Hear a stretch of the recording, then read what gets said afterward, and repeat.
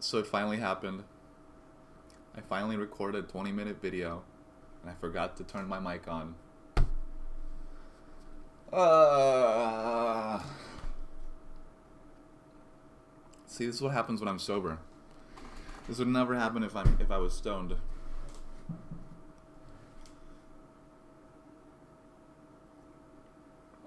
Um, what I was saying in the last video was that I stopped smoking weed, and I guess I'll just completely change the narrative I was giving, or the order of the narrative, because I don't want to say the whole thing over again, so I'll just say it in reverse. October 11th, 2009 through October 23rd, 2025 was the period that I'm going to call my smoking phase, because I was smoking way too much weed. And the last thing I said was that weed is it's like weighted equipment for your mind. Because it makes you stupid, right? It makes you slower sometimes. Um, of course, that's not really what it's doing. It's allowing yourself to actually focus on things that are important, rather than things you're told that are important. But it acts in a way like a weighted equipment, because it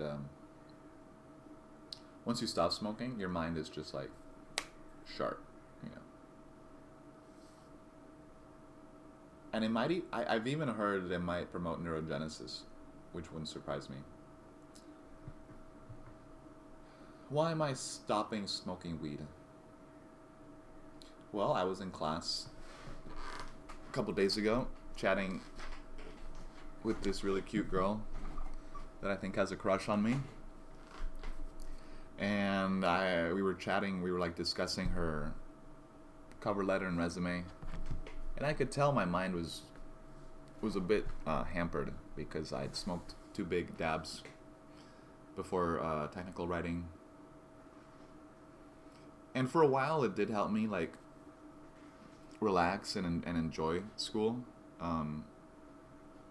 Because it is kind of it can be kind of overwhelming sometimes, the experience of going back to something so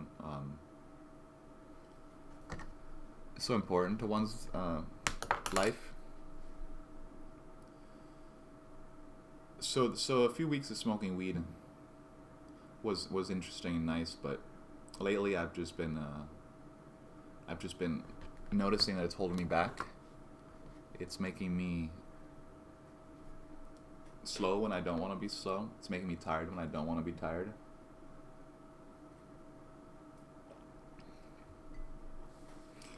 And also I was kind of sabotaging myself, because there's a classmate that I want to study with, but I've got a feeling that he doesn't smoke weed, so I felt awkward about inviting him over to study at my place. Because I know that the smell and stuff makes people uncomfortable if they're not used to it. So that's not something I got to worry about now. That's pretty awesome.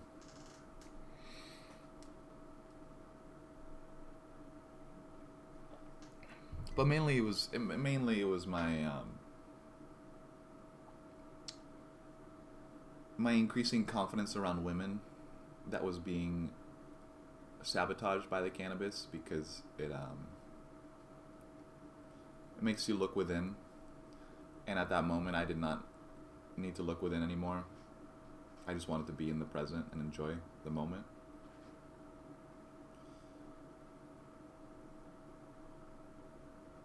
And that happened a couple days ago. Maybe, I think it was on Tuesday. And I thought about it for a while. And I thought about just taking my bong and just putting it outside, giving it away. Or smashing it, throwing it in the garbage. But I decided that those aren't complete ways to stop smoking weed, because if I can't resist temptation, I haven't really learned the lesson. So I still have weed. I might make a tea occasionally if I'm having trouble sleeping or something. But I'm not going to smoke it anymore. I'm going to give my lungs a chance to heal and clean themselves. I bet the quality of my voice will improve. My stamina while running will definitely improve. My oxygen absorption will improve. Everything will be better. My bank account will be better. Even though I've been budgeting quite effectively, I think.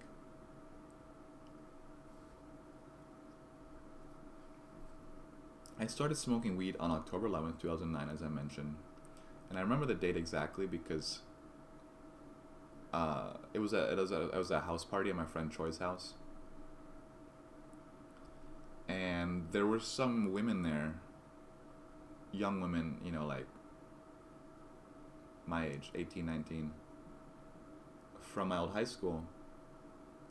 And there was three of them. I remember there was three, you know, like three sirens seducing me with their song. And I was just so curious because I'd been around weed for a long time. And these cute girls were smoking it. So I was like, oh, can't be that bad. And so I tried it. And not only did I smoke, not only did the first time I smoked weed was out of a big bong, but I also smoked cigarettes and hookah that night for the first time.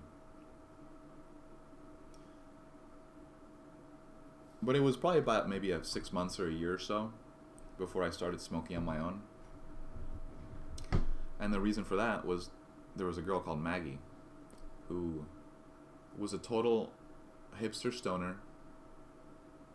She was all about that life.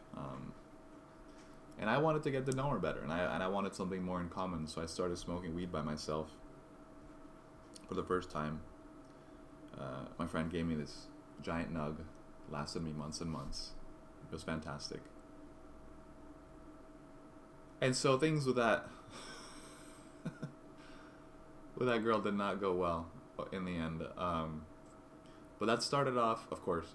But that started off those 16 years of smoking.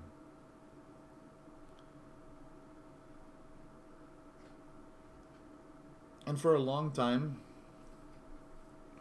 I mainly used it, I think, as just a way to get to know myself and to appreciate myself. Because instead of doing what other people wanted me to do, which was the default state before I started smoking, I started doing what I wanted to do, which mainly involved, among other things, a lot of playing video games.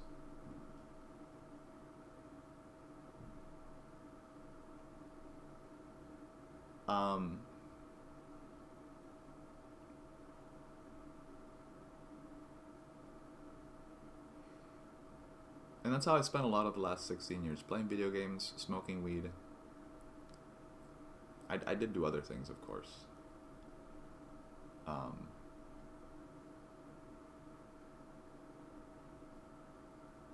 But it was an interesting 16 years. The two longest tolerance breaks I had were about 2012 when I first moved to Puerto Rico by myself, basically. Charlotte and I did not have a hookup, so we oh, and by the way, when I say by myself, basically is I brought my girlfriend along, even though my instinct was to break up with her before I left. But we got back together and I brought her along. But I felt alone. I didn't feel like I had companionship. That's why I say basically alone. We didn't have a hookup for 4 months. While we were there, we were too shy and self-conscious to find one.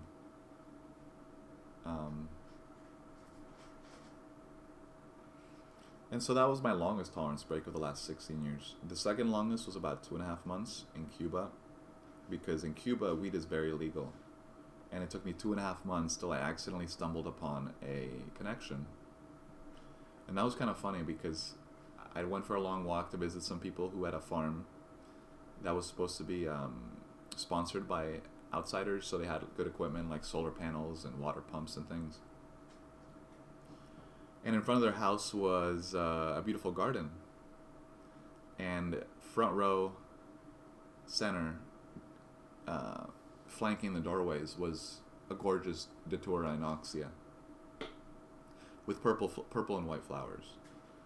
And of course I was like, hey, nice Datura. And these guys looked at each other and they're like, okay, this guy's not a Fed. And then they like talked to each other and like, hey, you want to smoke some weed? And I was like, yes. Thank you. That's exactly what I needed in this godforsaken hellscape of communism. Just kidding. I love Cuba. Cuba's awesome. Check it out. And then it was a long time before I really took control of my smoking a bit. Last year when I was working at Portland Public Schools, I went 10 months without smoking before work or during work, of course. And that was a nice preparation for reminding myself that my sober self is just as awesome and fun as my stoned self, if the conditions are right.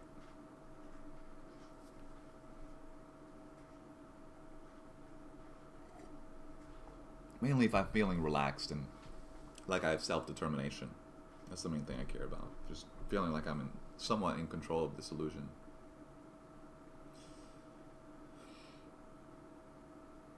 Of course, relaxing from that control is also fantastic and leads to better things.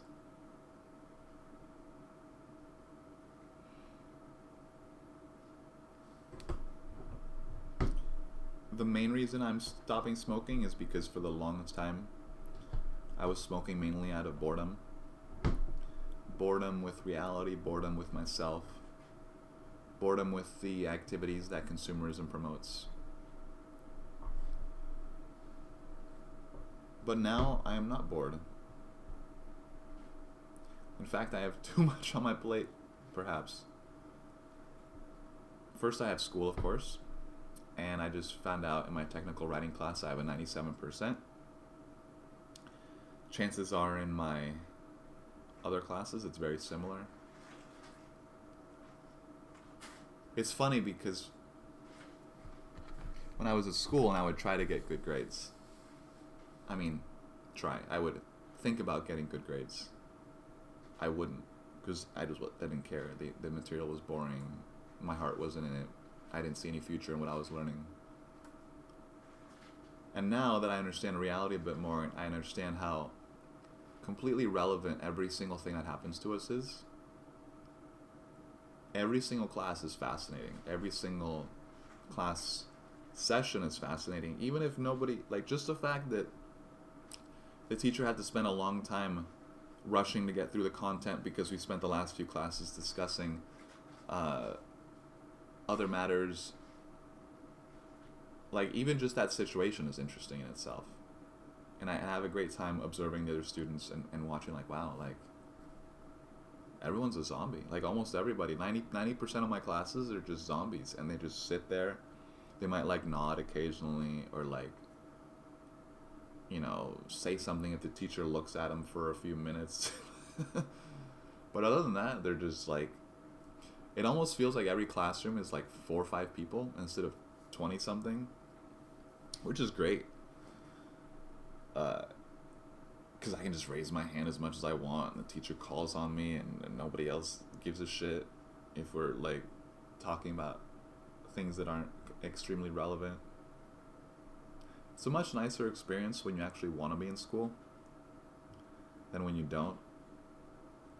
Completely transformative perspective. So school is a large part, majority of the first 4 days of the week. And another major reason I stopped smoking is because today I started a job that's really important to me. I start working as a as basically a consultant for this dance store, dance studio store. I'm going to be helping with social media, with online sales, with marketing, with floor sales, customer service, maintenance and cleaning likely, or I'd like to, you know, and maybe even management if my boss thinks I'm up for it. Because the interesting about this job is that it's the perfect testing ground for all these things I'm learning in economics class about supply and demand curves and utility and all the basic economic nonsense. Not nonsense. Tools to make money. All these tools I will be able to implement and utilize in this business as basically a practice business. And of course I'll try to make all my decisions so they benefit the business and the owner, more so than me, because that's the goal. But it's a really neat opportunity to integrate everything I'm learning as I'm doing it. I can study while working, in a sense, just by keeping these concepts in my mind as I practice them. And so I'm going to be working 4 hours, 3 hours today, and then 4 hours tomorrow. So it'll probably only be like maximum 12 hours a week, starting out, if we do start to do Sundays as well.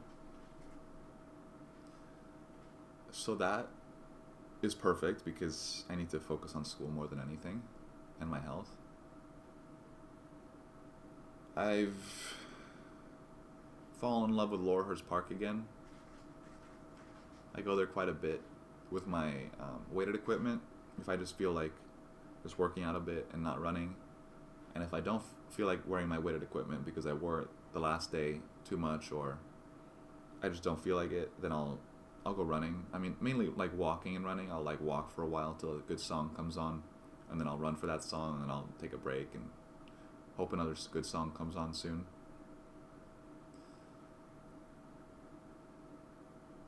So my workout routine is getting quite well established. So I have school, working out. My diet is doing better than ever. I'm eating mainly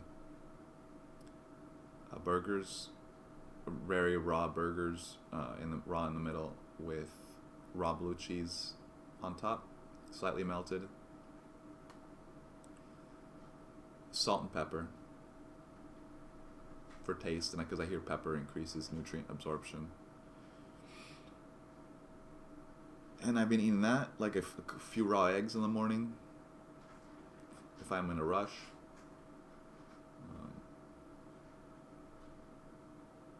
Maybe occasionally I'll make myself like a bowl of yogurt with honey or some whipped cream. But overall, I've been eating a lot more protein. I've cut out nearly all extra carbs, although I do still get a mocha and an almond croissant at school because it's awesome. Helps me feel normal and like I belong a bit. I was taking raw meat to school for a few days, but it's too much. I'd rather just eat at home, and now like my appetite's a lot more stable, so I don't get that horrible hunger if I don't eat for a while, and so I can go 5-6 hours without eating and not feel any discomfort, which is nice.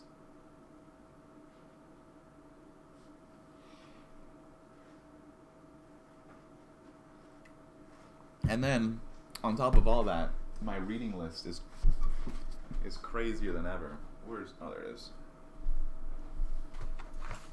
This arrived yesterday, and I've been looking forward to this book for years and years. It's the latest it's the last one in the second trilogy from Philip Pullman. The first trilogy is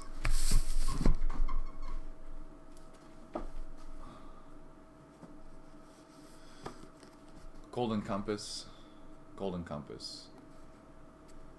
Northern Lights, depending on where you're from. Subtle Knife, Amber Spyglass. I'm gonna make a video about these eventually because I think they're the most important non-fiction books ever written. I mean, sorry, fiction.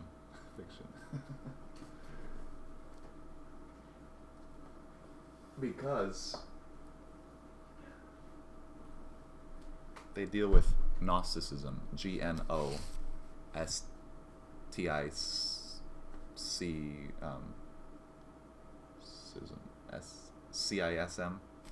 whatever, Gnosticism with a GNO at the beginning.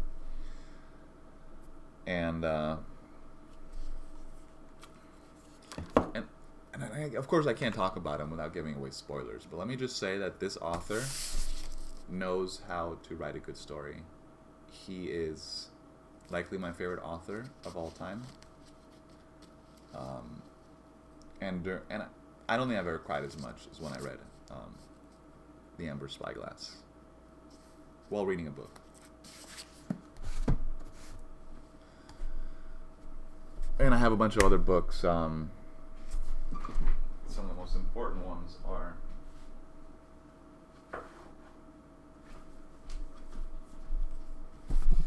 this one. I need to finish this before November something. It's due soon.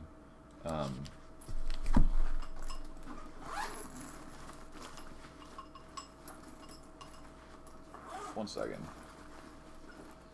This one, Extremely Important, by John Perkins. This describes how world banks enslave and destroy countries legally, with their own government's consent. So yeah, this is an important one. This one is, I already mentioned this, but this book explains why dating sucks in the modern world. Check it out. And then I got Principles of Economics by Alfred Marshall. Supposed to be a big honcho in economics. And I'm sure you've heard of this guy. John Maynard Keynes, General Theory of Employment, Interest, and Money. This is supposed to be like the textbook for modern economics. So, as you can tell, I have a lot on my plate, and I am definitely not bored. Not to mention that, of course, I can always play Overwatch and work on my Overwatch career. And then eventually Dune might get good. So, video games are... I'm not cutting out video games. Video games are fucking awesome. I just have to admit to myself that it's really hard for me to play video games when I got other stuff on my mind, so chances are they'll take a spot on the back burner.